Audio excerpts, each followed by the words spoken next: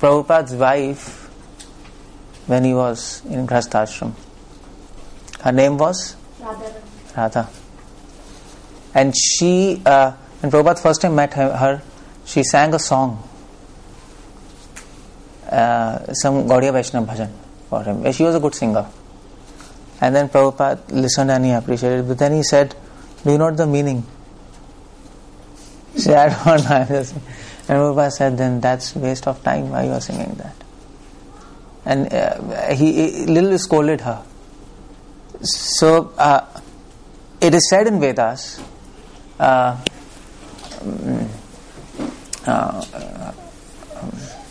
tanna veda kim richa karishyati, that if you don't understand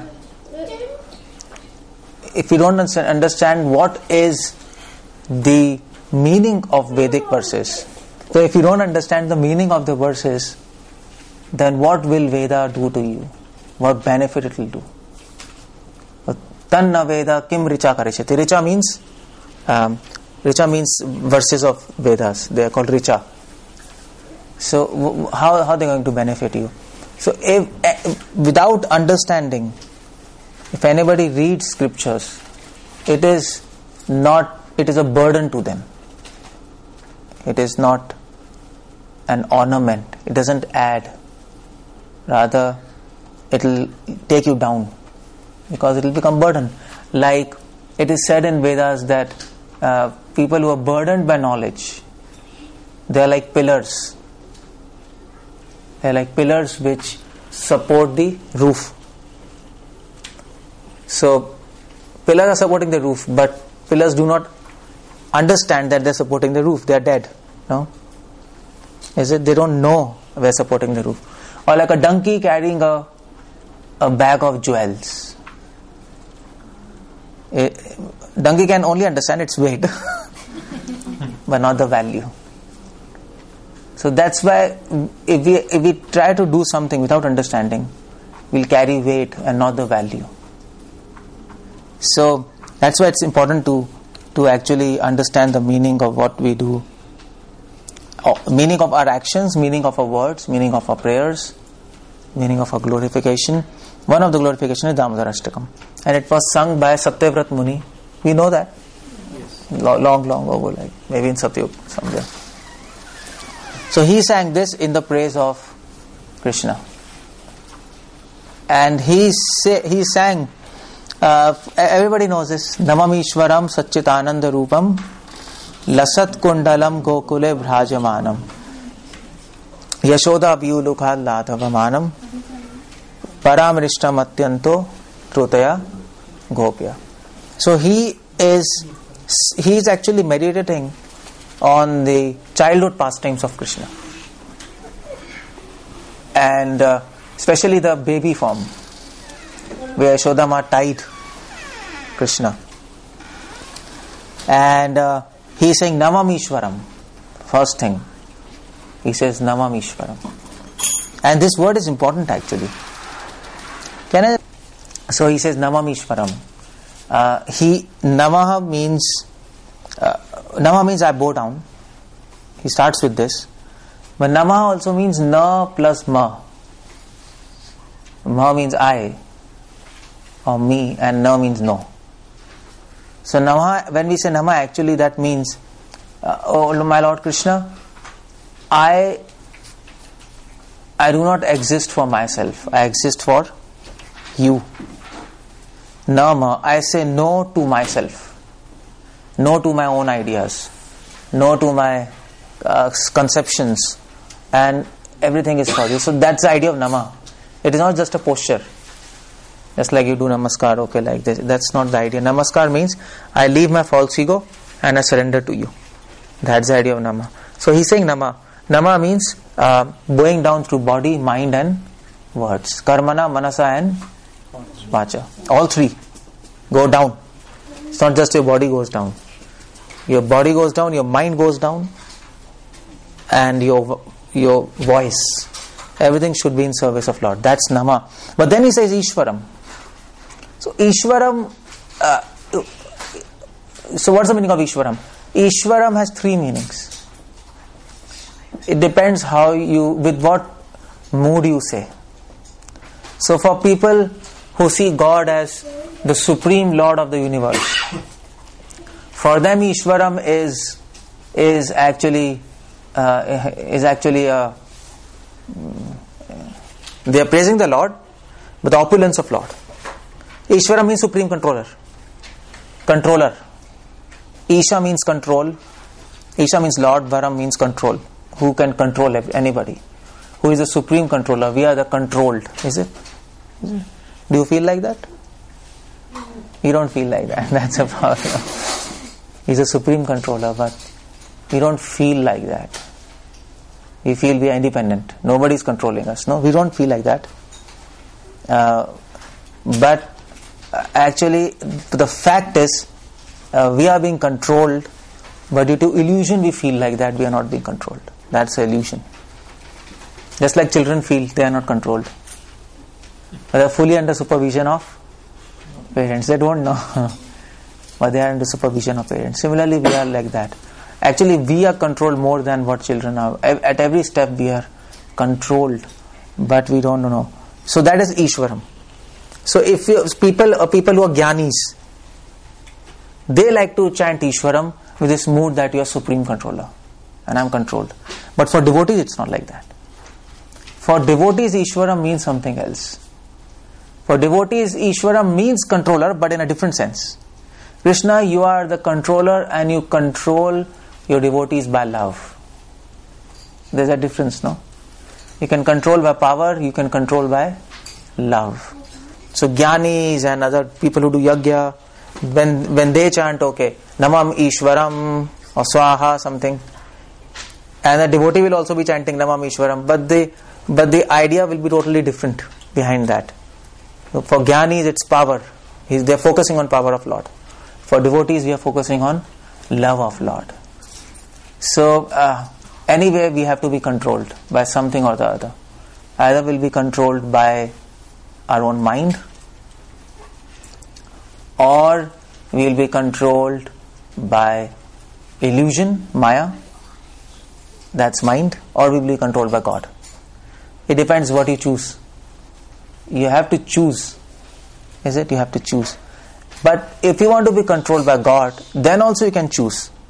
Should I be controlled by the power of God or by the love of God? If you are controlled by the power of God, then there is a problem. What problem there is? If Krishna controls you by his power, then there is a problem there. Because power demands justice. No? The judge is in power and he controls, so there is a justice. So Ram Leela is mostly of power, Maryada, the power of religion, the power of God in religion, and he controls ordinary living beings by the power of dharma. That's how he controls, no? So people who transgress dharma, they have to suffer. So they are being controlled, no? If you transgress the rules of traffic, you get fine. So you are controlled in that way. And people who don't follow dharma, they are also controlled by power of God by death. Death will one day control everything. So that's a problem. So power needs justice. You are getting a point?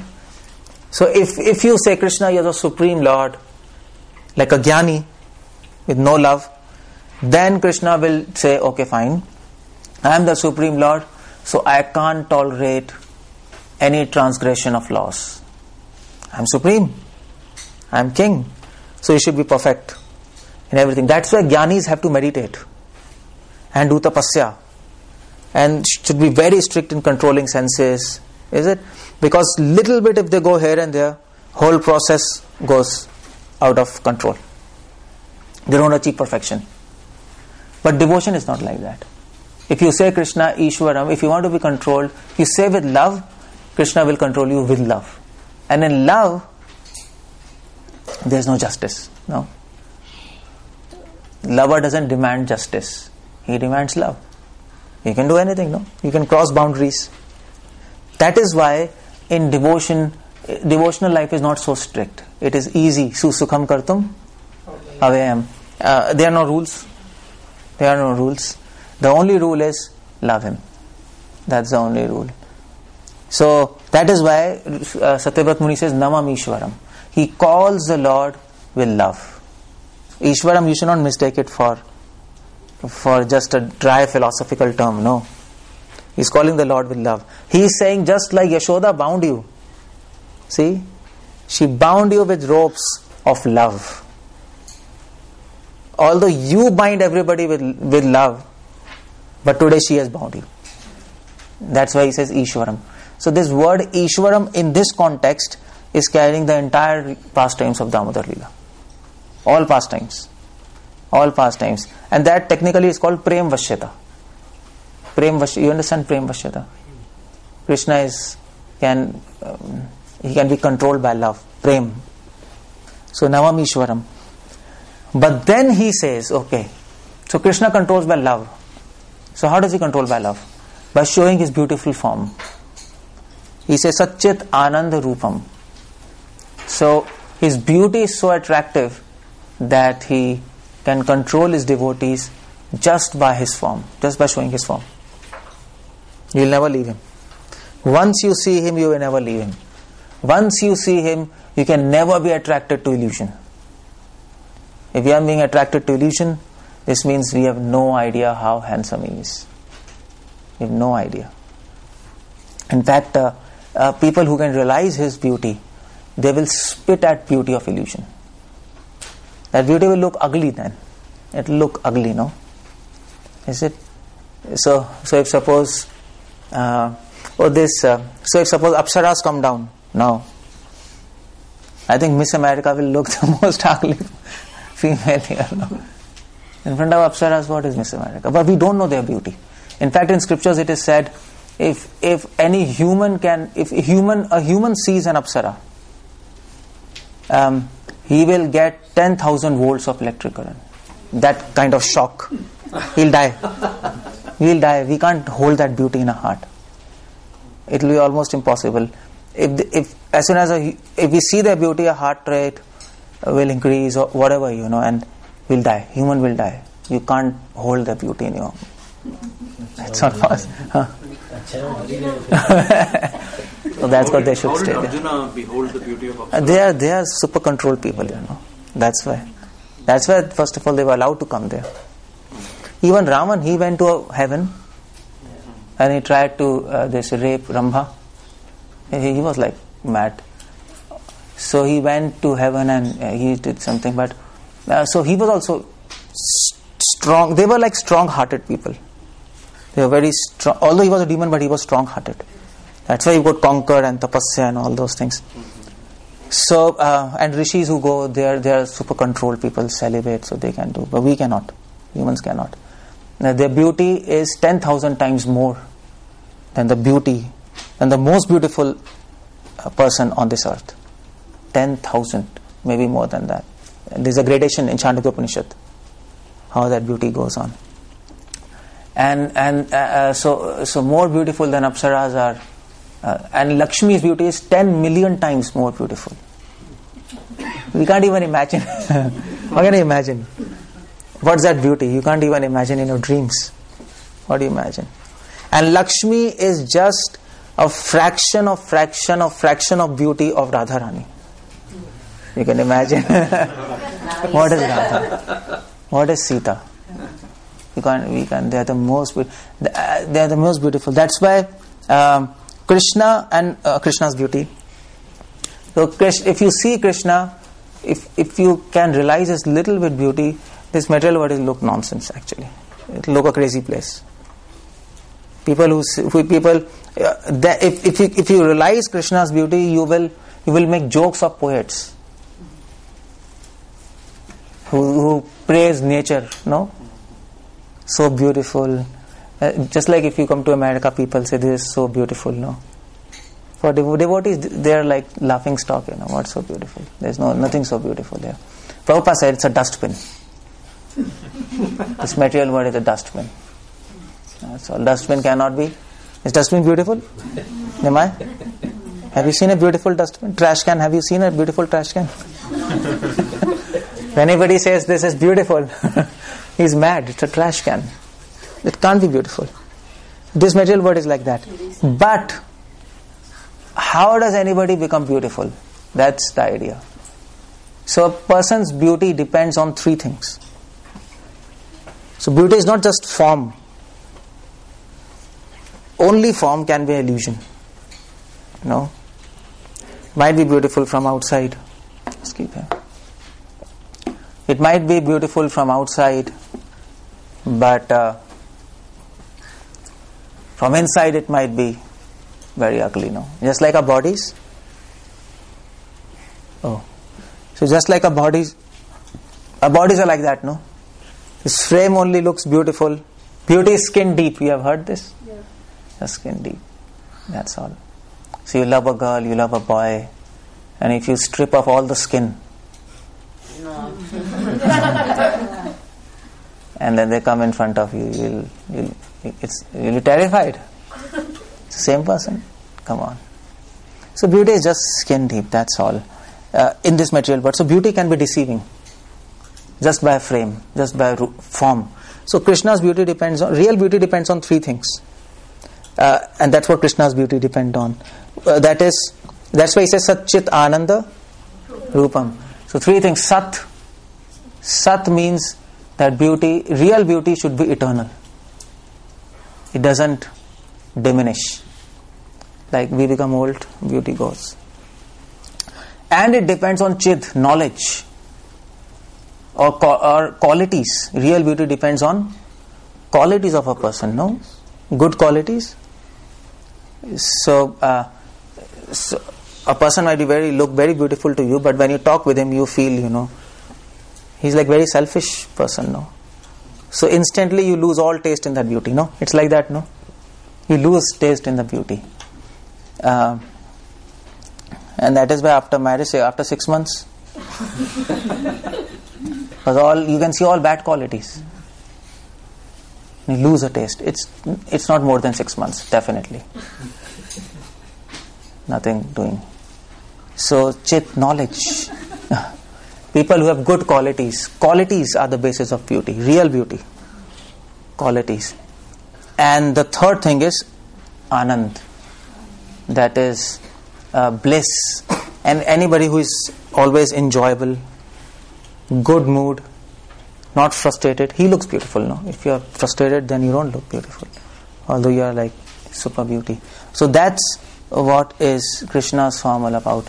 So his form is composed of Sat Chit Anand, eternity, good qualities, and bliss. And if we want to be attracted towards his beauty, we have to realize these three things in him. We must read about these. We must read about his qualities. No, we must be impressed by his qualities. That's important. Not just read. And this word is used by, I think Prabhupada uses in Gita, or I think Vishwanath Chakravarti Thakur uses. People know about his qualities, but they're not impressed by his qualities. There's a two different thing, no? Is it impression? Impression, no? So we know, okay, he is great, he killed Putna, he did Govardhan, but gopis are impressed by that. Vrajvasis are impressed by that. So we should try to read his qualities and try to read about how happy he is,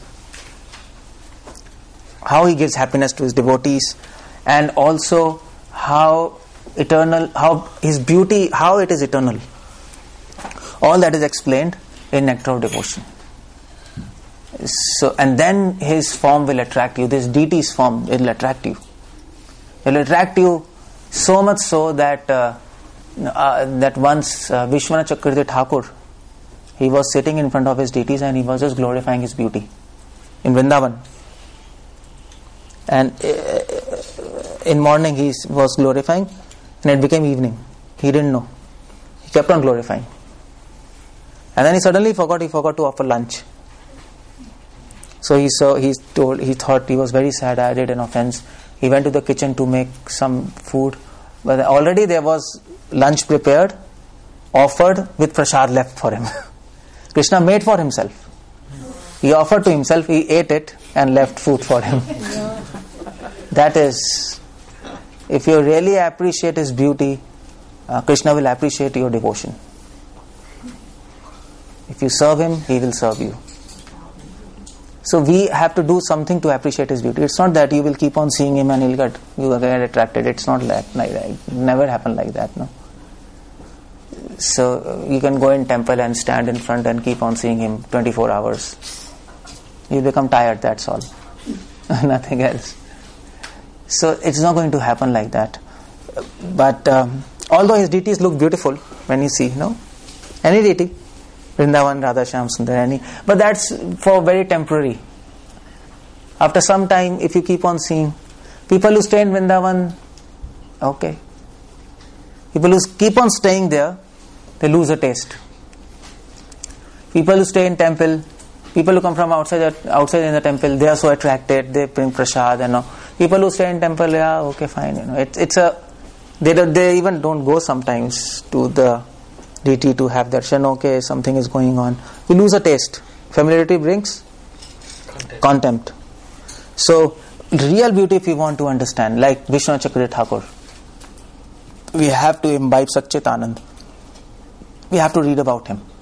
His bliss, his good qualities, his eternity, and that's all mentioned in scriptures. And then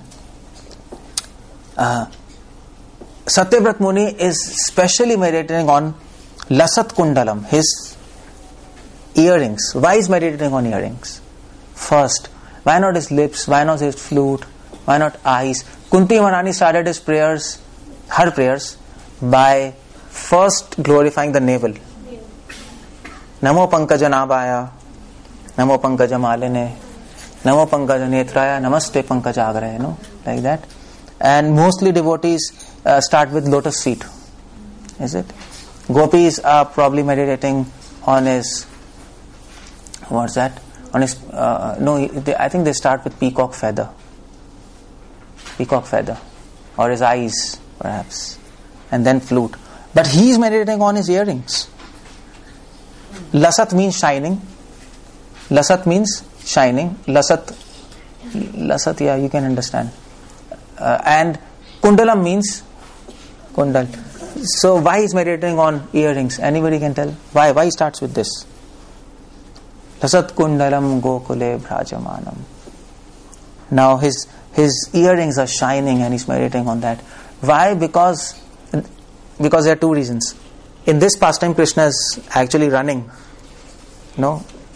Yashodama is behind him and is running in fear.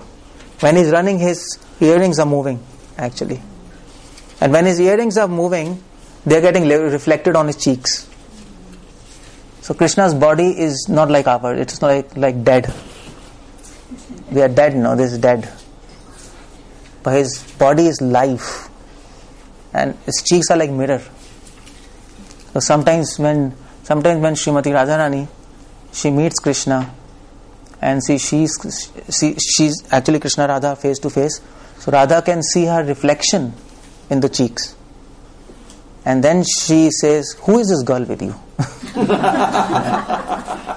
Sometimes it happens like that. Who is this? She can see exact copy. It's like a mirror. It's like a mirror, that's all. So earrings, Krishna is running, his earrings are getting reflected on cheeks, and that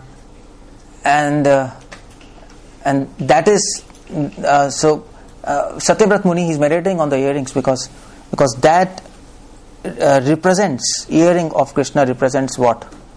What does it represent? God? So earrings, Krishna's face, it represents devotion, bhakti. I told you, Krishna's earrings represent knowledge and renunciation. That's what it represents. Knowledge and renunciation. That is why it is said, Vairagya Vidya Nija Bhakti Yoga. Bhakti has to be ornamented with knowledge and renunciation. That's the ornaments of bhakti. So anybody having devotion, but where he doesn't have knowledge and he doesn't have renunciation, that devotion doesn't look really nice. Devotion looks very nice when a devotee has love and knowledge also. Is it?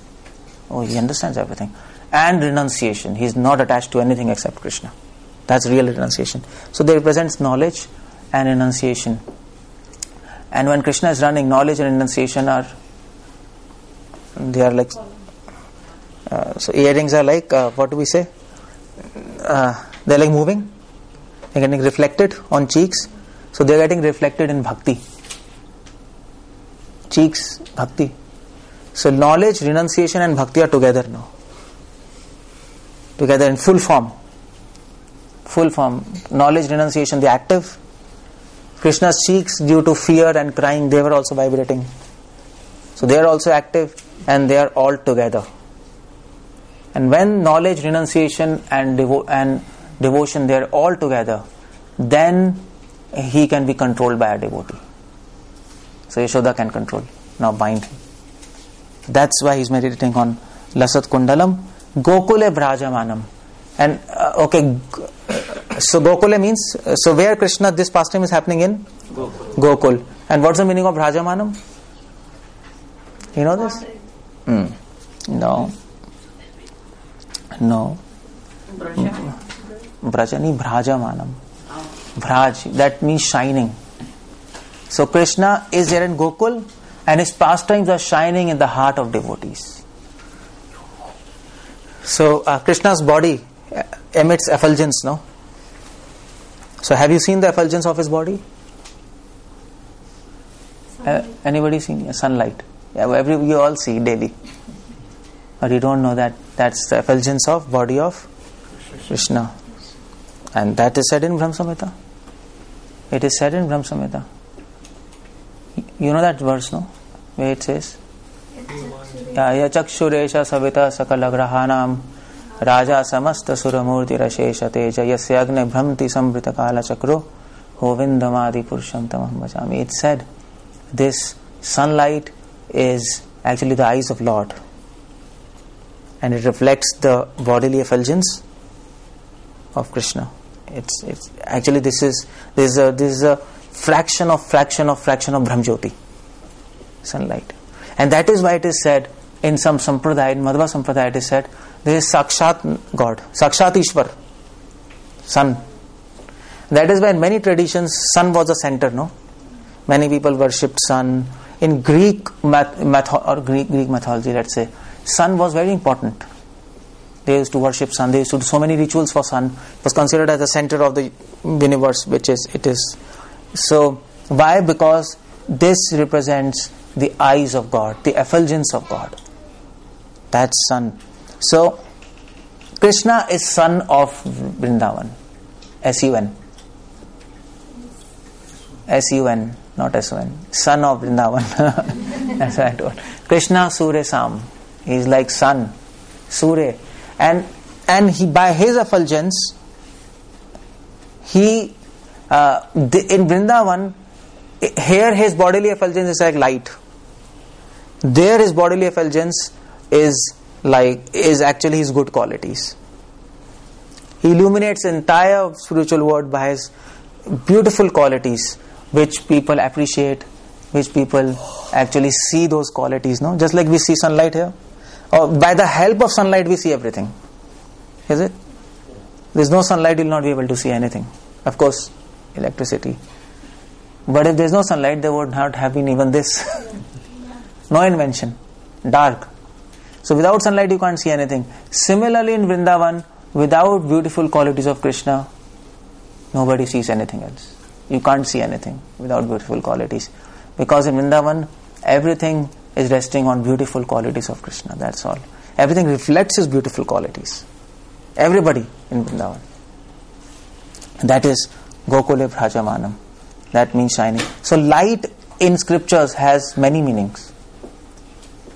So one meaning of light is this light.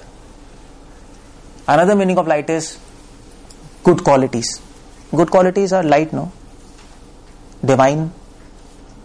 And knowledge is also considered as light. No? Knowledge is light, ignorance is darkness, is it? That's also considered light. And love is also considered light. The light of love. they say. So there are so many meanings, and you can put any meaning here. All meaning is applicable to Krishna in Vrindavan. He's full of knowledge, he's full of beauty, he's full of love, and that is why so we chant that Gayatri mantra, Om Bhurvubha Swa Tat Savitur Vareniyam. So Vareniyam means effulgence. Savitur means sun. So here sun means Krishna. So his effulgence of beauty, knowledge, love, they are in Bhu Bhuvar Swa, all three planetary systems. Everybody knows about this. That is a 𝗂𝗪 𝗪𝗲𝗀𝗀. So wherever there is light, there is sweetness. Light also means sweetness. That's another meaning, if you see Sanskrit dictionary. So Krishna in Vrindavan, he is doing such sweet pastimes. So Yashoda is after her, he is fearing, he is running. It's sweet for devotees to hear and understand. Sweet technically means without the conception of... sweet actually means having only service attitude, without conception of power. So Vrindavan, nobody thinks that Krishna is God. They think, okay, he is my Lord. And that's what Sanatana Goswami is trying to bring out here by his commentaries. And Satyavrat Muni is saying, Krishna, your pastimes are very sweet because 𝗂𝗪 𝗪𝗲𝗀𝗀, they are very sweet because devotees, you are interacting with devotees not as God, but as a son, as a lover, and they are reciprocating with your love in the same manner. That's what Krishna is. So when Krishna lifted Govardhan hill, what Brajvasis were saying?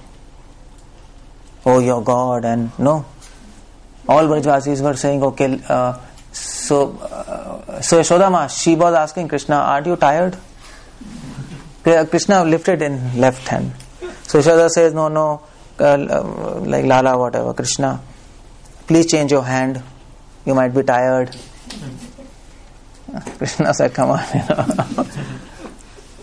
you can't even see,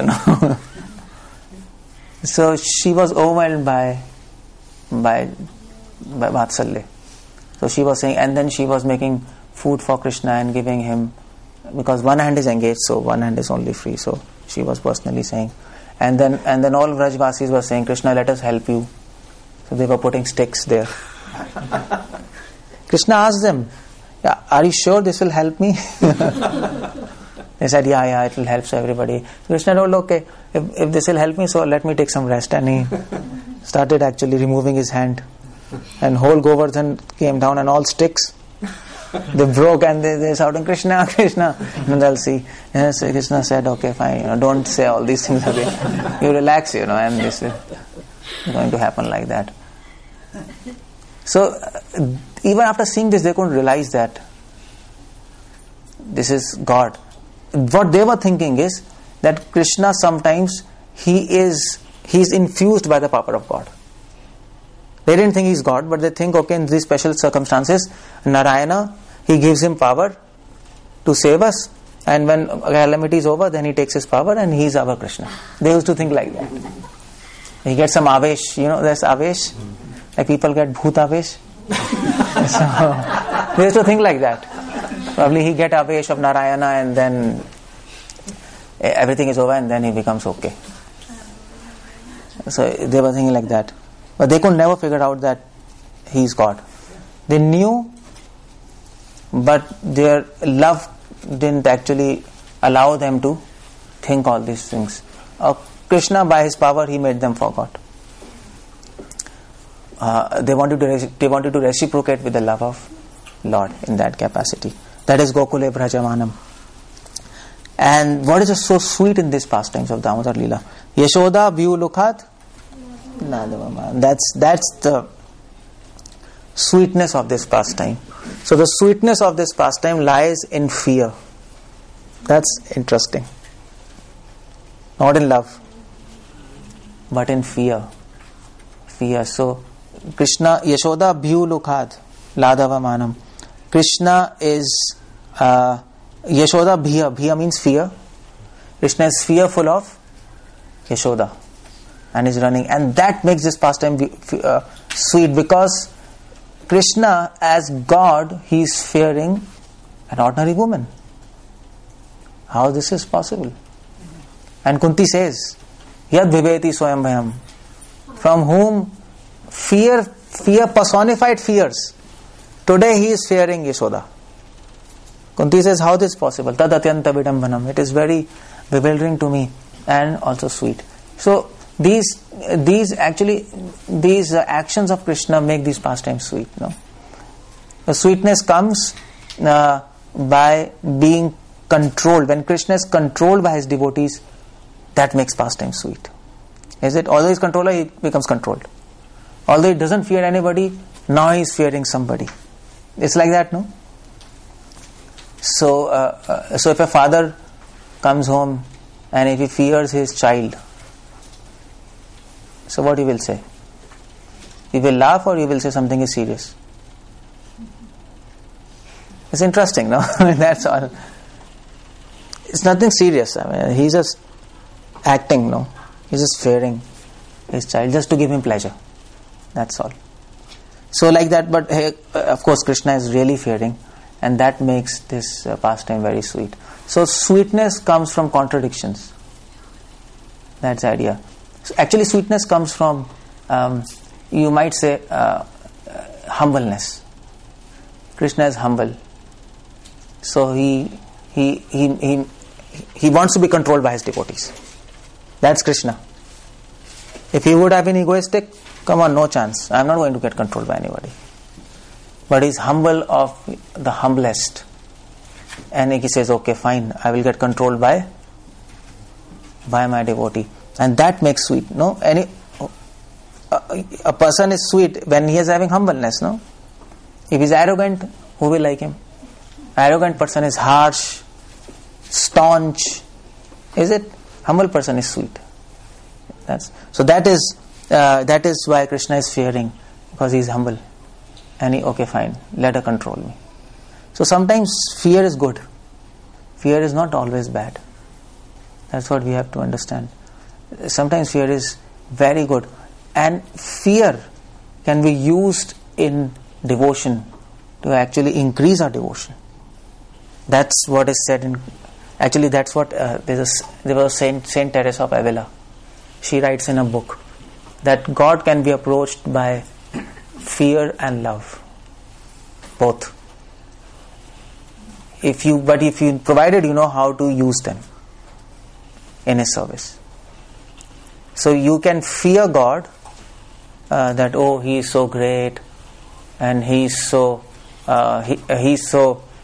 what do we say? Judging. How can we approach Him? He will see our sins.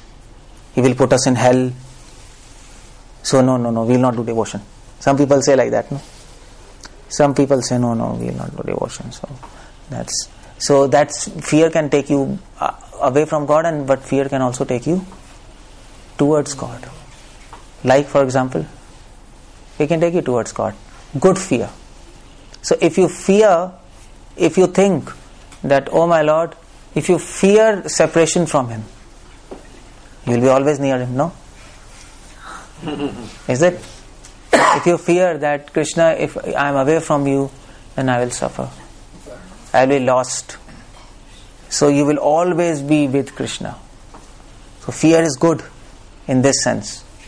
And the more you fear, the more you are with God. And that's why Prabhupada said, the number one complaint to his devotees was that my devotees do not fear illusion. Prabhupada said.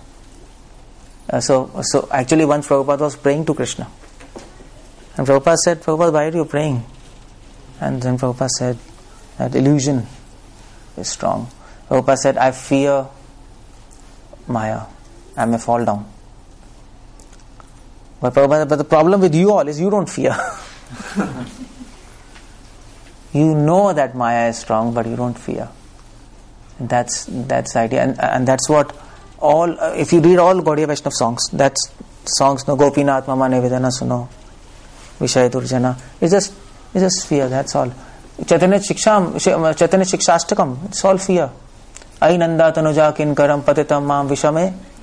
I'm into this strong materialistic pool please Krishna, lift me from this ocean of material existence. It's fear. Nayanam Valadashrudharya Shunya etam jagat sarvam. I see everything as Shunya. Without you I see everything as dark. And that's intense fear. If you reject me, fear of rejection, that's good fear. If I do something wrong, Krishna will reject me. If I don't chant my rounds, Krishna will reject me. And that fear will always keep you with him. Is it? That is important to understand, that fear of rejection. That's what Mahaprabhu came to teach us. So, but we don't fear that, because he is deities. He will not speak anything. No? He can do anything. So what rejection? He will not speak anything. So keep on offering him. You can offer him, that's good, but keep on offering, and even if it is wrong, no problem. He will not speak that I'll reject you. So again offer and give on. So that's the problem there. He doesn't communicate with us now. So we don't feel that he might reject us. We don't feel like that. With a person it might happen, no? That is why you see, suppose some devotees coming, like we are coming, or some sannyasis, you don't act. Is it? Or you might want to even hide your stupid things. No. So, because you fear that, okay, fine, if they don't talk to us, and like that. So that will actually keep you on a right track. Is it? So that is why there is a concept of offenses. Offense. That's why Krishna makes offense. Although he doesn't take offense. But he says that I will take offense. He doesn't want to do that. But he says, if you do wrong, I'll take offense. So that's Krishna. So Krishna, initially you do devotion by the fear of offenses. Fear of being rejected by a spiritual master. And that's very nice. When you advance, then when you start communicating with Krishna as Super Soul, you have some realization, okay, I'm in contact with him and he's thinking about me. Then you start fearing rejection by him. You can easily know that he has rejected you. How can we understand that he has rejected us? Or he is rejecting us? How do we understand that? Anybody? You are not satisfied. Okay. Anything else? But yeah, one answer. No service. No, it's not exactly. Exactly not, I mean to say. When devotees are not pleased. No. Reciprocation. You might be in fight with devotees, so you don't know. So there's one symptom by which you can know Krishna is rejecting me. How? So you have to know this, no? Because you are offering, you are chanting, you are doing everything, but you have to know whether my service is being accepted or being rejected.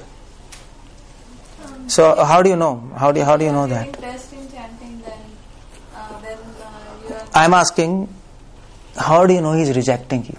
Yeah, if you are losing taste. If you are losing taste, okay, you are saying, okay, fine. If you are losing taste, but the point is, sometimes we lose taste, sometimes we get taste. No, and now our devotion is like waves. So naturally, when you are tired, you will not have taste. But doesn't mean Krishna rejected you. You get sleep, you don't chant properly, you're tired. So it's more of finishing rounds. So okay, fine. So that cannot be a real symptom. That's okay. Yeah, if you're losing taste, day after day, day after day, day after day, that's okay. And you lose absolute no taste, and you're chanting and doing everything, still no taste. But now you can understand that Krishna is not rejected, but he's rejecting me slowly. How do you know that? So when he takes away everything from the devotee, he loves him. That's mercy. That's not rejection. He is accepting. Reciprocation, bro. Come on, you know this answer, but when the devotee again and gets again. more involved into the material world. Okay, good. Yeah. So when your mind starts getting attracted towards material world, it means rejecting you. Because when he rejects you, Maya catches you. And Maya will give you everything except renunciation. Maya can also give you bliss of devotion, by the way. She can confuse you. She can really confuse you. It is said Maya can come in form of Krishna. She might be chanting Hare Krishna, Hare Krishna. Suddenly you get darshan of Krishna. But then that might be illusion. She took form of Krishna to confuse you. And then you open your eyes and next day you become Dhongi Guru. Yeah, I got darshan of Krishna. I got it. I saw him in Samadhi. And then you announce, yes, I am Paramahamsa and I am that. Maya caught you. That's all. You're finished. That's what happens with Dhongi Gurus, They definitely get some experience. They get some kind of experience. Something they should have experienced. Otherwise, except Nirmal Baba and all these kind of people, they are like absolute foolish. But some kind of experience they might have got. But that experience given by illusion. Maya. Because without Krishna, nobody gets any experience. You cannot get anything without Krishna. It's impossible. So, but Maya will not give you one thing. She will not give you renunciation. She will not allow you to leave material world. That's the function of Maya, no? She will not allow you your attachment to reduce. That she will not do. So bliss of devotion can be confusing. That's the idea. Taste of holy name can be confusing. See? You don't know actually what's happening around. You might be getting taste in music. Is it? That might be. It's difficult. That is why number one test of knowing is how much we are free from attraction for material world. That's a real test. Janyati ashu vairagyam. Bhagavatam says, when you do devotion, you get renunciation. Your mind will get detached from everything. You'll start losing taste in this material world. Matter, flesh will not attract you. No more. Finish. Material world will become like a stone for you. Stone? You get attracted towards stone? Never, no? Never. Never in your life you'll get attracted. It's a stone just lying. Is it? So that's how So that is fear. You see, proper use of fear. So you have to come to that realization. Oh, Krishna will reject me. That you have to think in your mind. If I do something wrong, he'll reject me. But if I do things right, he will always accept me. He will never leave me. That's his promise. I'll never leave you if you surrender to me. If you do what I say. But if you don't do what I say, then I also reject you. That is why it is said, the love of Krishna is like a soft rose.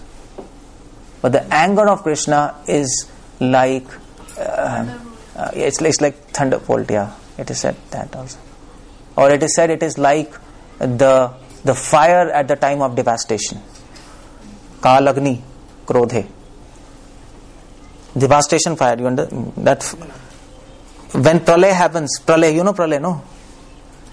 Then a fire comes from lower planets. And you know what happens with that fire? Whole earth melts. So strong fire it is.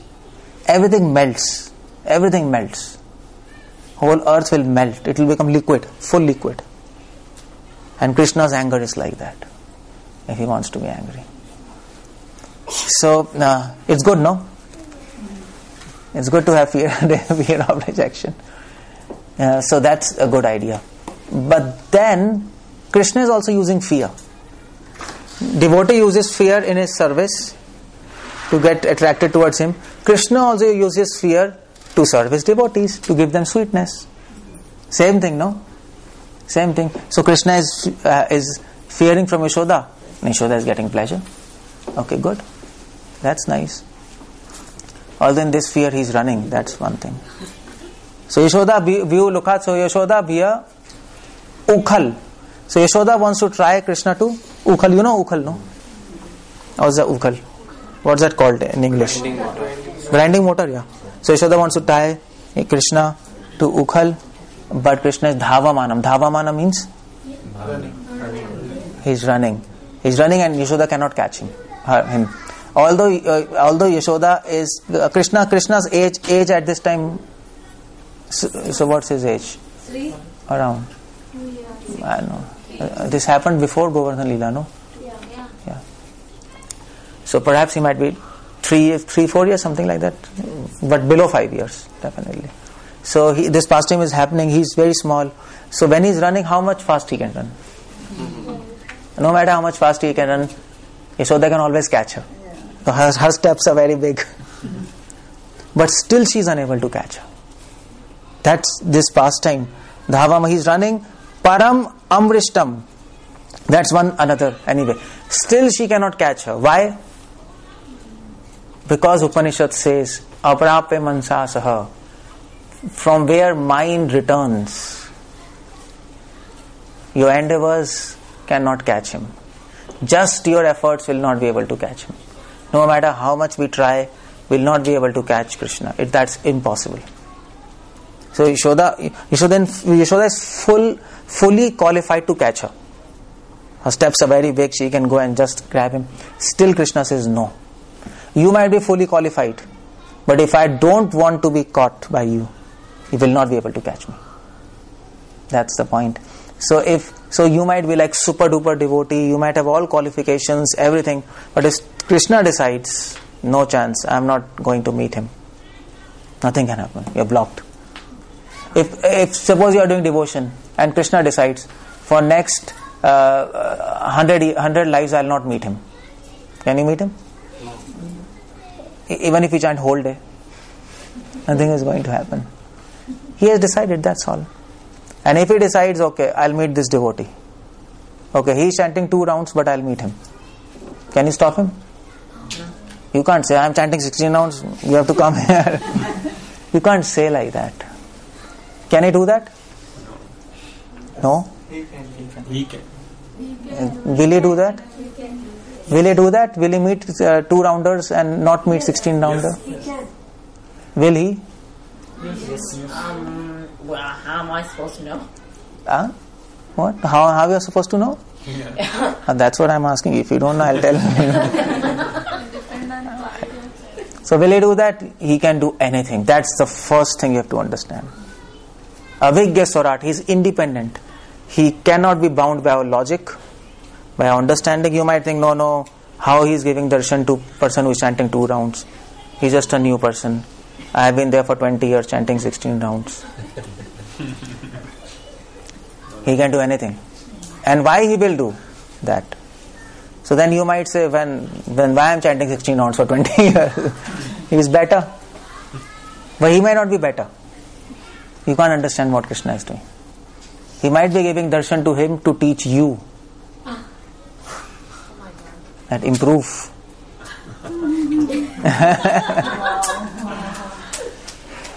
To actually, to teach you. That's all. That's why he can do anything, but he knows why he's doing. He doesn't do anything illogical. But his logic we cannot understand. That's the problem. His logic we cannot, neither we should try to understand. That's one thing. Simply follow him. That's all. So that is why, once Bhakti Rakshak Sridhar Maharaj, Bhaktivedanta Swami Thakur's disciple, Bhaktivedanta Prabhupada's guru. So his disciple Bhakti Sridhar Maharaj, he came and asked Krishna, Bhaktivedanta, that why he wanted to ask some Krishna's pastime, why Krishna is doing this. So Bhaktivedanta said that he can do anything. You don't need explanation for everything. You first understand this. And that is the starting of devotion. That is starting of devotion. He is not our order supplier, neither we can order him. He can do illogical. For example, if you see Krishna's pastime, Krishna went to Kubja. You know this? Yeah. Kubja, you know Kubja, no? You don't know? Come on. Kubja in Mathura, she was a lady.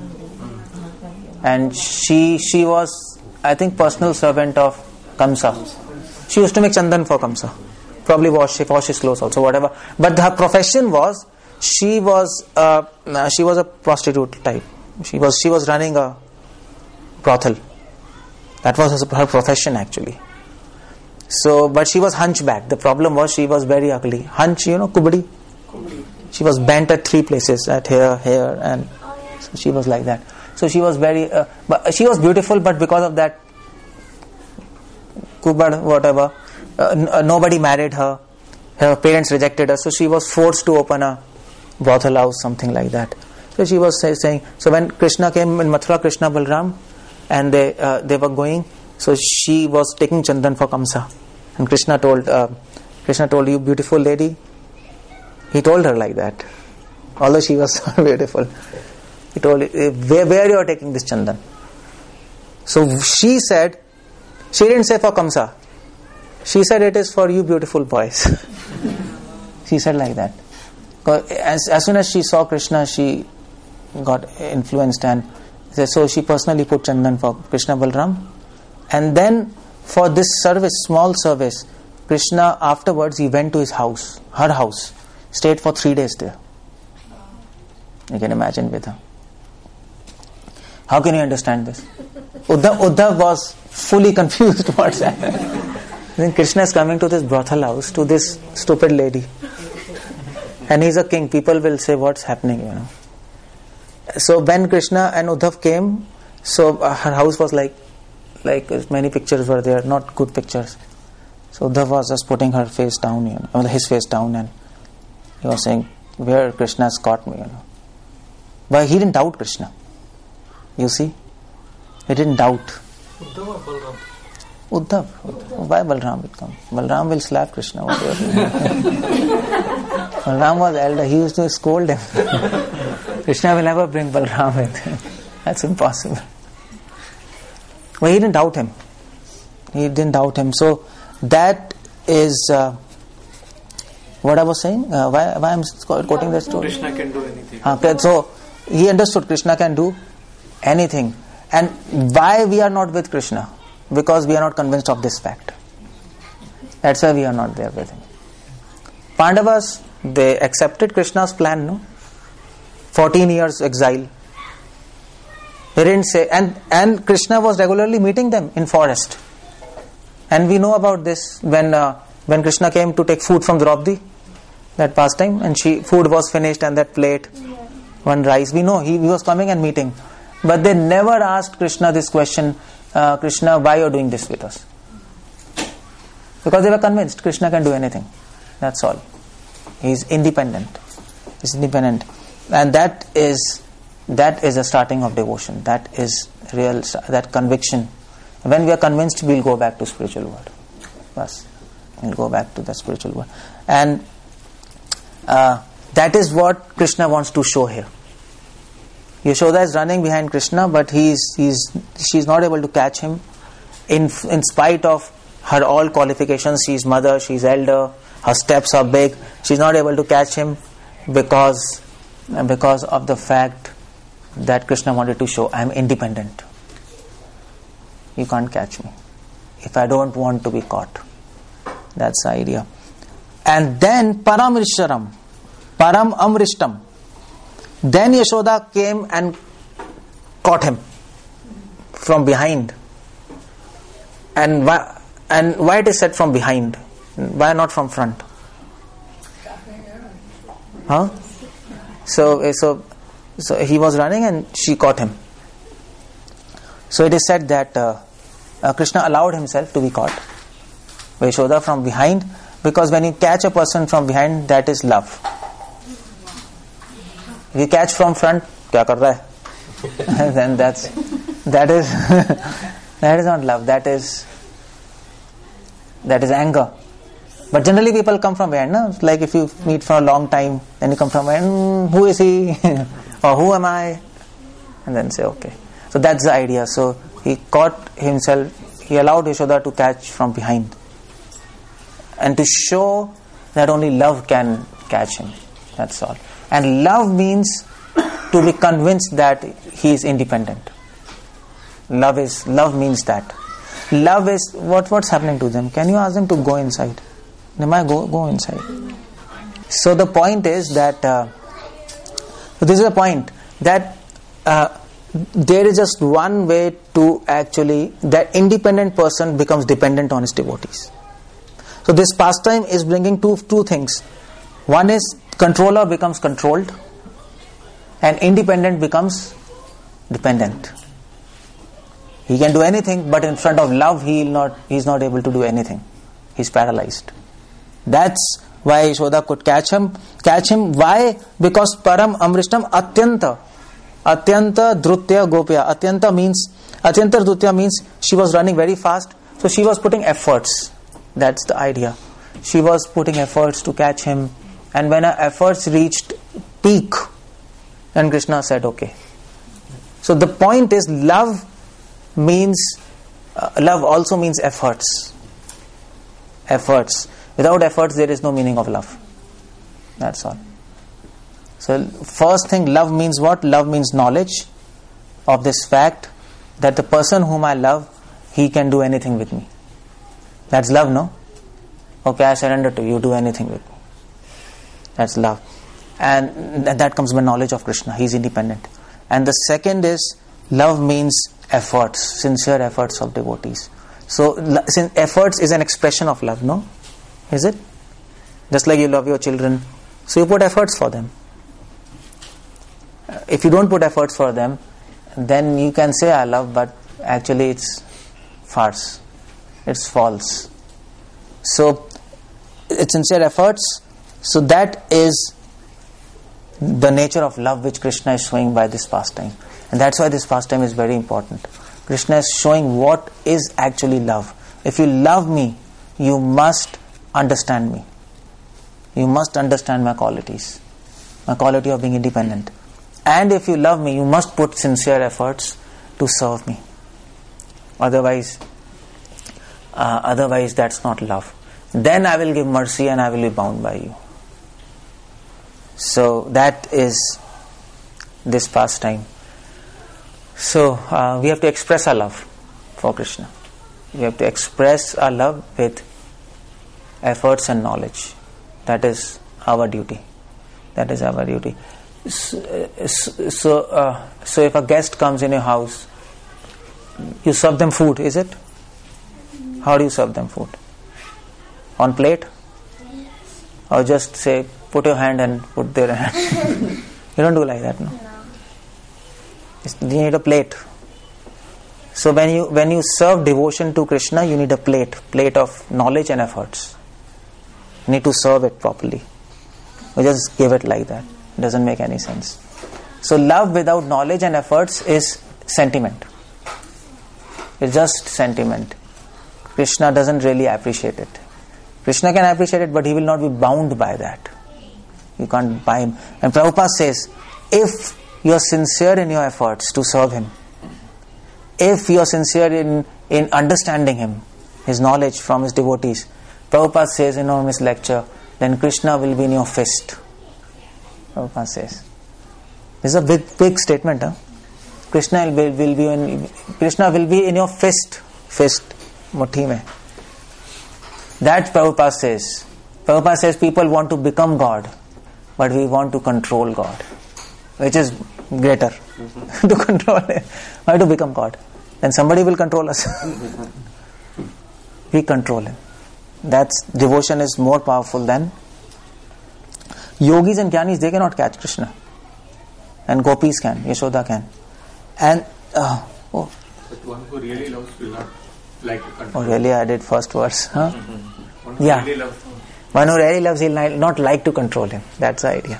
And that is why Krishna becomes controlled by them. He is intelligent because he doesn't want to be controlled by somebody who likes to control him. He'll say, come on, meri band baja dega. He doesn't do that. So that is the nature of love. What you ask, you will not get. What you don't ask, you will get. That is love. That is love. That's all. That is Krishna. That is our relationship with him. If there's any question, you can ask me. I wanted to do full, but I can't do. It's impossible. Can you teach us, Prabhuji, how to sing the song? That you know? No. You sing tune, no? That's Prabhuji. Nah. Sing. Okay, any questions? I'll tell you. Anybody want to ask anything? I'm done. I'm done. Fear and love. So you said, Prabhuji, Krishna's Swarupa is Satchidananda Swarupa. Like who are there in the Goloka Vrindavan? What is their Swarupa? Is Satchidananda Swarupa? What is their bodies? Golok Vrindavan, yeah, Satchidananda. But not in same quantity as Krishna. That's all. They are not in quantity. That's all. Yeah. You say Ishwar has three meanings. You mentioned this two, Jnani as a power of Lord and devotee as a love. What is the third one? Third one is homework. There is a homework. Next year I'll ask you. So figure it out. Ishwar has three main meanings. Then there are other meanings also. But you figure it out. What is Parameshwar? Same, both are same. Yeah, actually, in Sanskrit there are two words used, Parameshwar and Ishwar. So why these two words are used? That's the point. Can anybody tell why these two words are used, Ishwar and Parameshwar? Even the demigods are so-called Ishwar because they also fulfill. Yeah, so Ishwar is a very general term. It's not a specific term. It's a general term. For example, when you say Prime Minister is a general term. Anybody can become Prime Minister, no? So Ishwara means that who is controller. So anybody can be controller at their level. So like in a family, the head is a controller. Or in this universe, Brahma is controller. And then this material world, Durga is controller. Or maybe Agni is controller of fire. So in Vedas you see Ishvara, Agni is also called Ishvara, Durga is also called Ishvara, Shiva is also called Ishvara, and that's okay. That's fine. Because we are saying they are controlling, but we are not saying they are controlling everything. They are controlling something. Is it? But only Krishna is called Parameshwar. Because he is controlling everything. And that is why there are two words separate. Ishvara, that is why if you read Stuti of Agni, Indra and Rig Ved, they are called as Ishvara. They are called as Ishvara. So people, then these Western people come, they read Ishvara, then they say they are calling everybody God. You see? So Hinduism is polytheistic. Shiva is Ishvara, this. No, but only Krishna is called Parameshwara. That's all. In Brahma Samhita, Ishvara, Parama, Krishna. So Parameshwar comes next, right? So why Param comes? It is not Parameshwara. In Brahma Samhita comes Ishvara Parama. Why? Because whatever you don't know, that is said afterwards.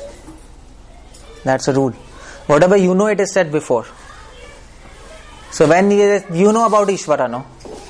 You know Ishvara, what that means, control, because you are yourself trying to be Ishvara. You are trying to control people, no? So it is said Ishvara. But then it is said Ishvara Param. This you don't know, that there is supreme controller also. So whatever is not known, that is said afterwards. That's a rule in Sanskrit. You understand? Krishnastu Bhagavan Swayam said in Bhagavatam, okay, out of all these incarnations, Krishna is important. But who is Krishna Bhagavan? People know Krishna, but they don't know that he is Bhagavan. That is why we say Krishna Bhagavan. We don't say Bhagavan Krishna. No, Bhagavan Krishna is not right. Because you say Bhagavan, okay. You say first thing which you don't know. Bhagavan, okay, so what is Bhagavan? No, that's not the idea. Krishna Bhagavan is God. You know Krishna, but then who is he? He is God. But if you say Bhagavan Krishna, then you say, you know God? He says, yes, I know God. And then that's not a system. You understand? That is why it says Ishvara Parama Krishna. You know about Ishvara, but you don't know that it's Supreme Ishvara. There are many Ishvaras, no? We are all acting like Ishvara. But there's Supreme Param. But then you don't know who is he. He is Krishna. This is how you should talk. This is a system of talking. This is Nyaya, logic. You know something, then you say what you don't know, then you say what you don't know further, then you don't know further. What you absolutely don't know, that comes last. This is how logic comes, like that. Yeah, like this South Indian names. They are like that. No? It's a long name, family line, then grandfather name, then father name, then village, then your. So you introduce, okay, family line. People understand. Okay, fine. They know this. Then grandfather we know, then father we know, then village, okay, we know. Then you tell your name. So then they will say, okay, nice. So if you initially, what is your name? My name is this. Who are you? Get lost. So that is why they have long names. By the time you come to your name, they have already developed affection for you. Because you are from that village, family tree. Family, I know this. Okay, you're not a stranger. So that's why this is a system. What you know you say first, then what you don't know you say. Otherwise, people will not accept your opinion. That's the idea. That's the system of speaking also. And preaching. What people know, you tell first. Then what they don't know, you tell. Because then they'll relate with you, no? They will be the same page. Then you can tell, okay, now then they will listen. That's why Ishvara, Parama, Krishna. Okay. One more thing you said that the pastimes of the Lord become sweet when the Lord is being controlled. Yeah. But it becomes confusing, right? No, it becomes so sweet. If your girlfriend controls you, no, you're not a girlfriend, but I mean to say, if anybody's girlfriend control the boyfriend, it becomes sweet, no? Doesn't become bad. Actually, he wants to be controlled. That's the idea. And if a girlfriend doesn't control boyfriend or a boyfriend, then he will be really frustrated. What's happening? She is not doing anything with me. And she'll call, so please scold me, something. And then he'll enjoy that. That is what happening in Bhagavatam. So that produces sweetness, not confusion. Confusion for us, perhaps. But for people who are undergoing that experience, no confusion. But people who are expert in love, science of love, they will not get confused. And people who don't know Krishna as God, they will be confused. They will be confused. That is why first 9 cantos. So first 9 cantos are there. We first get convinced He is God. Then this sweetness. So sweetness comes when you think that controller is controlled. For that you should know His controller. Knowledge. Otherwise it will not look sweet. That is why we don't feel sweetness, no? We don't feel sweetness. Like we read Krishna book, okay, fine, Yashoda is running, okay, fine,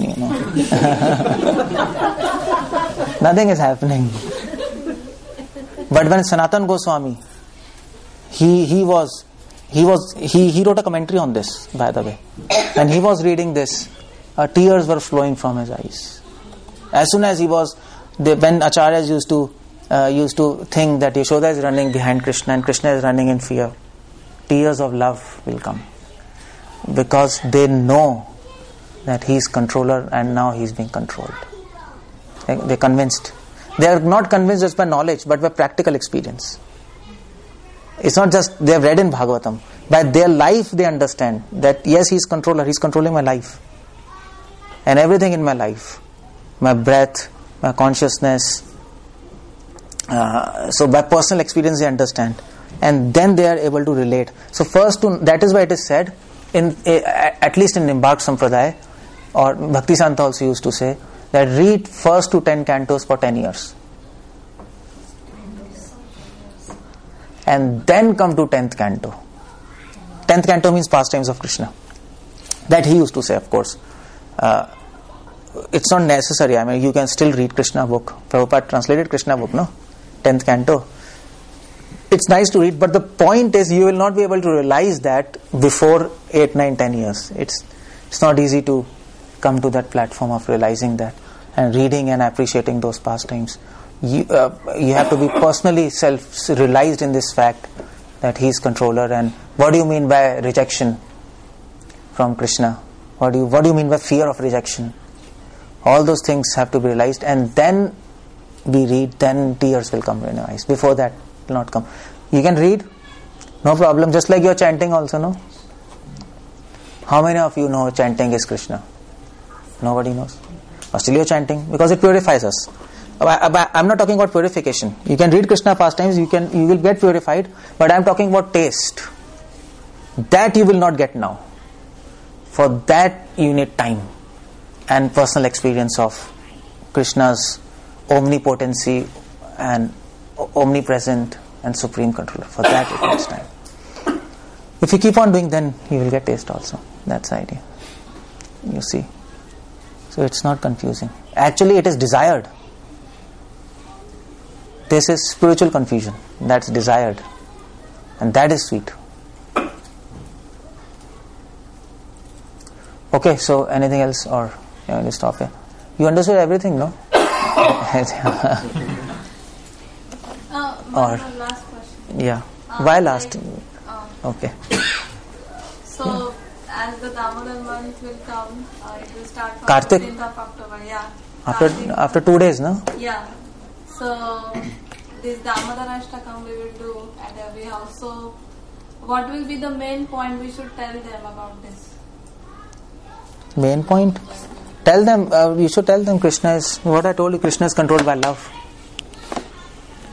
And love means efforts and knowledge.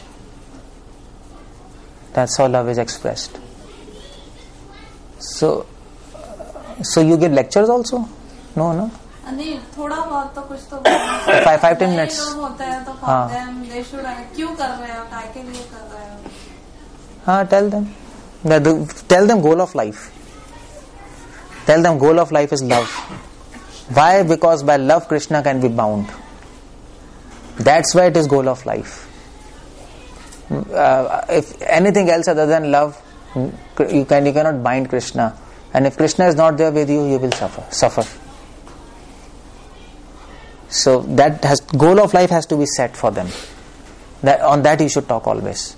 Because if you change the goal, then automatically it automatically comes, no? Is it? You feed the address in GPS and it will take the path. If you don't know the address, nothing is going to happen. So address has to be fixed first. So in general preaching, you have to fix the goal.